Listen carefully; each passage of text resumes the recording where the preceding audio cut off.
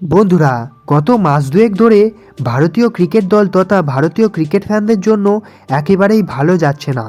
প্রথমে ঘরের মাটিতে ৩-০ ব্যবধানে টেস্ট সিরিজ হারলেও অন্যদিকে বর্ডার গাভাস্কার ট্রফিতে অস্ট্রেলিয়ার বিরুদ্ধে ৩-১ ব্যবধানে সিরিজ আবার হেরে গেল ভারতীয় দল।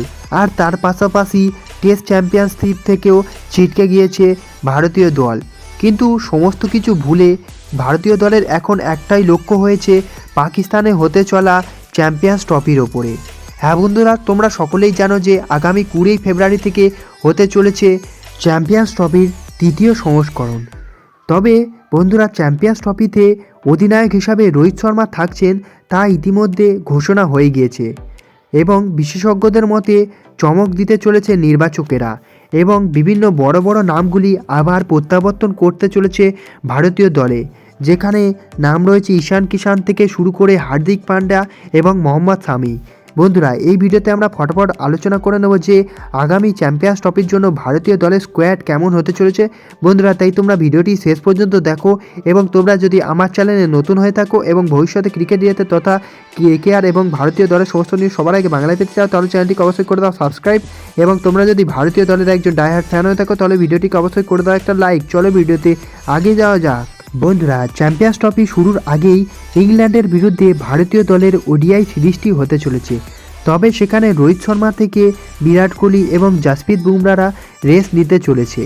তবে চ্যাম্পিয়ন্স ট্রফি শুরুর ম্যাচটি হতে চলেছে 23শে ফেব্রুয়ারি, তাও আবার পাকিস্তানের বিরুদ্ধে। আর গত সংস্করণে 2017-র ফাইনালে ভারতীয় দল চ্যাম্পিয়ন্স ট্রফি হেরে গিয়েছিল পাকিস্তানের বিরুদ্ধে, আর তার বদলা অবশ্যই নিতে চাইবে ভারতীয় দল। আর সেই জন্য স্কোয়াড সম্ভাব্য ঘোষণা করে ফেলেছে বিভিন্ন নির্বাচকরা। বন্ধুরা, সবার আগে অধিনায়ক হিসাবে থাকছে রোহিত শর্মা এবং তার পাশাপাশি ওপেনারে আরও বিধ্বংসী ওপেনার রয়েছে শুভমান গিল এবং যশস্বী জয়সওয়াল। তার পাশাপাশি রয়েছে বিরাট কোহলি, কেএল রাহুল এবং ঈশান কিষান, যেখানে কেএল রাহুল এবং ঈশান কিষান উইকেট রক্ষকের দায়িত্ব পালন করতে চলেছে। আর বন্ধুরা, তোমরা সকলেই জানো যে আন্তর্জাতিক ক্রিকেটে বিশ্রাম নিয়েছিল ঈশান কিষান এবং নিজের মানসিক কারণেই তিনি আন্তর্জাতিক ক্রিকেট থেকে বিশ্রামের সিদ্ধান্ত নিয়েছিল। তবে তিনি পিছিয়ে থাকেননি ঘরোয়া টুর্নামেন্টে, সৈয়দ মুশতাক আলী ট্রফি থেকে ইরানি ট্রফি এবং এখন বিজয় হাজারে ট্রফিতে দুর্দান্ত ফর্মে রয়েছে ঝাড়খণ্ডের এই দুরন্ত উইকেট রক্ষক ব্যাটার।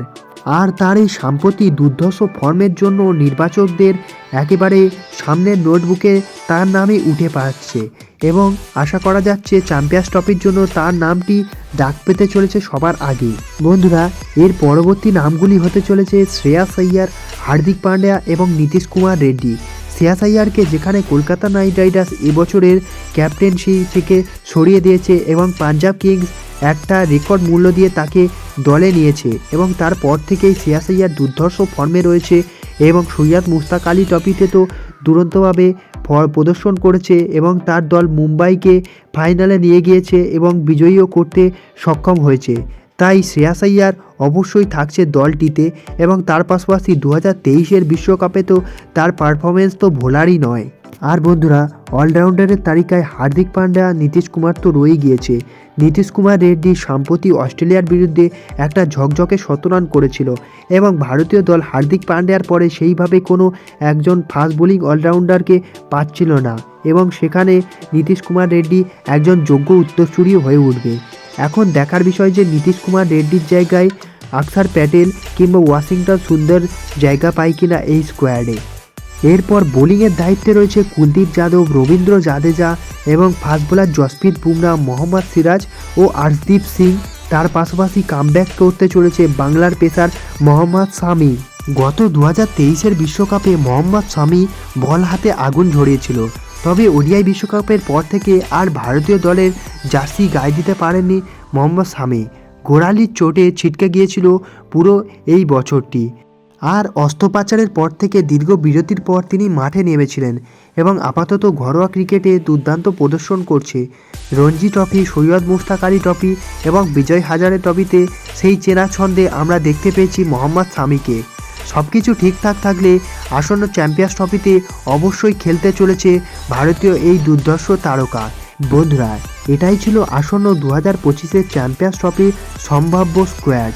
বন্ধুরা, তোমাদের কি মনে হয় অন্য কোনো প্লেয়ার কি এই স্কোয়াডে জায়গা পাওয়ার দাবিদারি রাখে? বন্ধুরা, তোমাদের মতামত অবশ্যই কমেন্টে জানাতে পারো এবং দেখা হচ্ছে অন্য কোনো ভিডিওতে। ততক্ষণের জন্য বাই বাই।